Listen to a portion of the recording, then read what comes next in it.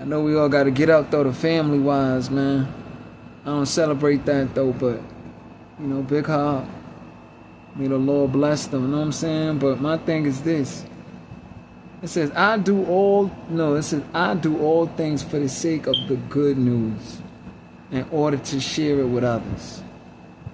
I do all things for the sake of the good news in order to save it with others, to share it with others. I do all things for the sake of the good news.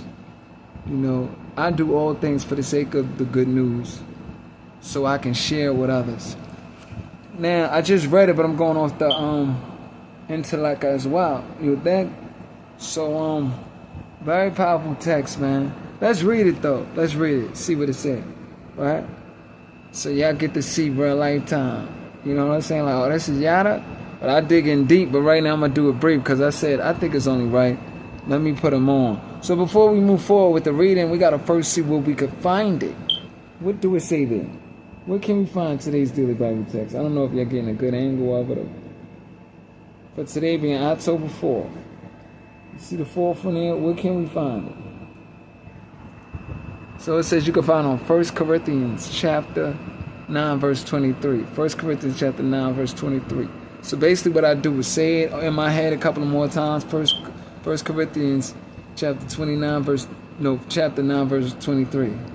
1 Corinthians chapter 9 verse 23. I say it over and over till it stick with me with my eyes closed. Then I try to say what's today's daily Bible text. This is all the patterns I do. I try to remember it as much as I can without trying to look at it. And I said today's daily Bible text mentioned somewhere or in between. These are the tactics that I use. So right now I'm gonna still look because I'm not literally doing. I'm just showing y'all the tactics that I do. But it mentions I do all things for the sake of the good news, so I can share it, right? In order to share it with others. And then I read the scripture at least. I don't read it just once. You see, that's what people do. I try to read it like 3 or 4 times, 5 times to let it stick in my midbrain. You dig? So then I can later, you know what I'm saying, know how to present it to people, know how to state the article or the scripture for today by heart almost. If someone asks me, let's say if someone asks you later, will you still remember it? Right now the time is 2 in the 2 o'clock hour. So what if someone come to you at 7 at night? Will you still remember it? 10 at night. You see?